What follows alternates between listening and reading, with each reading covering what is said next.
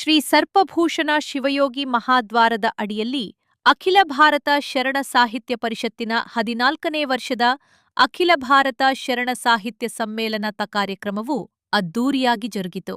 ಈ ಸಮ್ಮೇಳನದ ಅಧ್ಯಕ್ಷತೆಯನ್ನು ನಾಡೋಜ ಗೋರು ಚನ್ನಬಸಪ್ಪ ಅವರು ವಹಿಸಿದ್ದರು. ಅಖಿಲ ಭಾರತ ಶರಣ ಸಾಹಿತ್ಯ ಪರಿಷತ್ತಿನ ಅಧ್ಯಕ್ಷರಾದ ಡಾ ಸಿ ಸೋಮಶೇಖರ್, ಐಎಎಸ್ ನಿವೃತ್ತ, ಬೆಂಗಳೂರು ನಗರ ಶರಣ ಸಾಹಿತ್ಯ ಪರಿಷತ್ತಿನ ಅಧ್ಯಕ್ಷರಾದ ಡಾ ಕೆವಿ ನಾಗರಾಜಮೂರ್ತಿ ಹಾಗೂ ಡಿಎಸ್ ಮ್ಯಾಕ್ಸ್ ಪ್ರಾಪರ್ಟೀಸ್ ಪ್ರೈವೇಟ್ ಲಿಮಿಟೆಡ್ನ ಕಾರ್ಯನಿರ್ವಾಹಕ ನಿರ್ದೇಶಕರಾದ ಎಸ್ಪಿ ದಯಾನಂದ್ ಅವರು ಉಪಸ್ಥಿತರಿದ್ದರು.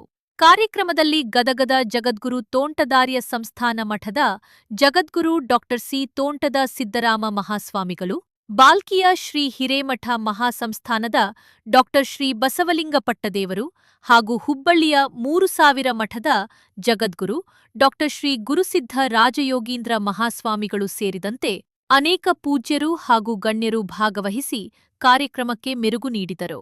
ಸಮ್ಮೇಳನದ ಉದ್ಘಾಟನೆಯನ್ನು ಸುತ್ತೂರು ಕ್ಷೇತ್ರದ ಪೂಜ್ಯ ಜಗದ್ಗುರು ಶ್ರೀ ಶಿವರಾತ್ರಿ ದೇಶಿಕೇಂದ್ರ ಮಹಾಸ್ವಾಮಿಗಳು, ಸಿದ್ಧಗಂಗಾ ಶ್ರೀಗಳು ಹಾಗೂ ಕರ್ನಾಟಕ ಸರ್ಕಾರದ ಸಂಪುಟ ಸಚಿವರಾದ ಎಂಬಿ ಪಾಟೀಲ್ ಅವರು ನೆರವೇರಿಸಿದರು. ಈ ಸಂದರ್ಭದಲ್ಲಿ ವಿಜಯನಗರ ವಿಧಾನಸಭಾ ಕ್ಷೇತ್ರದ ಮಾನ್ಯ ಶಾಸಕರಾದ ಶ್ರೀ ಎಂ ಕೃಷ್ಣಪ್ಪ ಅವರು ಕೃತಿ ಬಿಡುಗಡೆ ಮಾಡಿದರು. ಮಾಜಿ ಉಪಮಹಾಪೌರರಾದ ಪುಟ್ಟರಾಜು ಹಾಗೂ ಬಿಬಿಎಂಪಿಯ ಮಾಜಿ ಮಹಾಪೌರರಾದ ಶ್ರೀಮತಿ ಗಂಗಾಂಬಿಕೆ ಮಲ್ಲಿಕಾರ್ಜುನ ಅವರು ಕಾರ್ಯಕ್ರಮದಲ್ಲಿ ಭಾಗವಹಿಸಿದ್ದರು.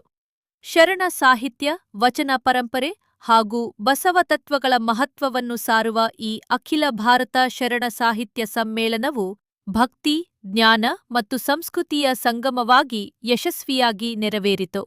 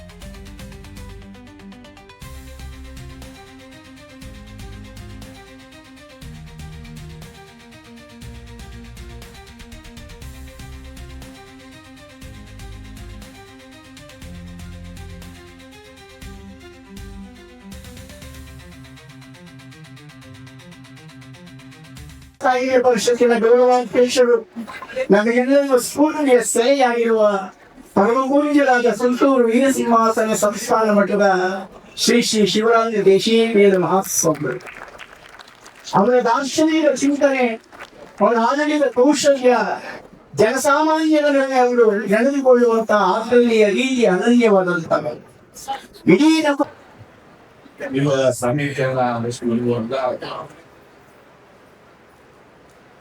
ಜಗದ್ಗುರು ಶ್ರೀ ಶಿವರಾತ್ರಿ ದೇಶಿಕೇಂದ್ರ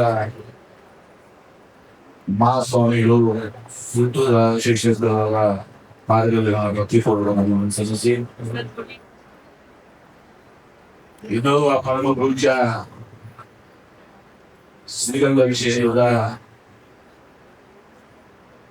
ಪರಮ ಪೂಜ್ಯ ಶ್ರೀಗಂಧ ಶ್ರೀ ಸಿದ್ದರಾಮ ಮಹಾಸ್ವಾಮಿಗಳ ಮಾರ್ಗದಲ್ಲಿ ಭಕ್ತಿಪೂರ್ವಕವನ್ನು ಅನುಸರಿಸಿ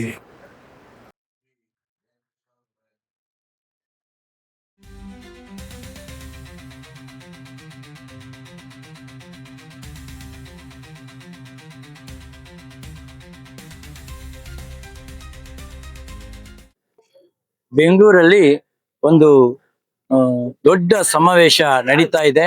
ಬೆಂಗಳೂರಿನ ಜನತೆಗೆ ಇದೊಂದು ಸುವರ್ಣ ಅವಕಾಶ.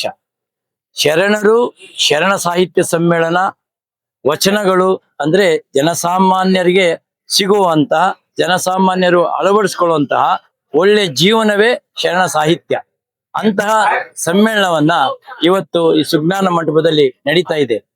ಕರ್ನಾಟಕದಾದ್ಯಂತ ಶರಣರು ಬಂದು ಅತ್ಯದ್ಭುತವಾದಂತಹ ಕಾರ್ಯಕ್ರಮದಲ್ಲಿ ಭಾಗವಹಿಸಿದ ಪ್ರತಿಯೊಬ್ಬರು ಕೂಡ ಪುಣ್ಯವಂತರೇ. ಬಸವಣ್ಣ 12ನೇ ಶತಮಾನದಲ್ಲಿ ಮಾಡಿದಂತಹ ಕ್ರಾಂತಿ, ಜಾತಿ ವರ್ಣ ಭೇದ ರಹಿತ ಸಮಾಜವನ್ನ ಸ್ಥಾಪನೆ ಮಾಡ್ಬೇಕು ಅಂತ ಅವ್ರು ಮಾಡಿದಂತಹ ಸಾಧನೆ ಇವತ್ತು ನಮ್ಮೆಲ್ಲರನ್ನು ಒಗ್ಗೂಡಿಸುವಂತಹ ಸುಸಂದರ್ಭಕ್ಕೆ ಕಾರಣ ಆಗಿದೆ.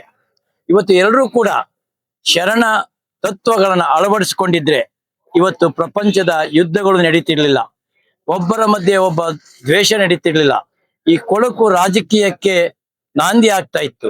ಇಂತಹ ಸಂದರ್ಭದಲ್ಲಿ ಶರಣರ ವಚನಗಳು ಬಹಳ ಮುಖ್ಯ, ಎಲ್ಲರೂ ಕೂಡ ಅದನ್ನ ಓದ್ಕೊಳ್ಬೇಕು, ಅಳವಡಿಸ್ಕೊಳ್ಬೇಕು. ಹಾಗೆ ಈ ಶರಣ ಸಾಹಿತ್ಯ ಉಳಿಬೇಕಾದ್ರೆ ಪಾಗು ಆಳ್ಕಟ್ಟಿಯವರು ಬಹಳ ಕೊಡುಗೆ ಇದೆ.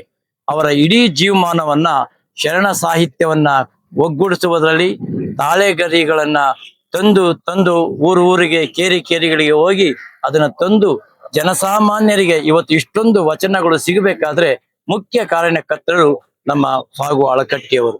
ಅವರ ಎಲ್ಲ ಸಂಗ್ರಹವನ್ನ ಒಂದು ಕಡೆ ಸೇರಿಸಿ ಮತ್ತೆ ಅದನ್ನ ಶರಣ ವಚನ ಸಂಪುಟ ಅನ್ನೋ ಒಂದು ದೊಡ್ಡ ಗ್ರಂಥವನ್ನ ಮಾಡಿದವರು ನಮ್ಮ ಎಂ ಕಲಬುರ್ಗಿ ಅವರು.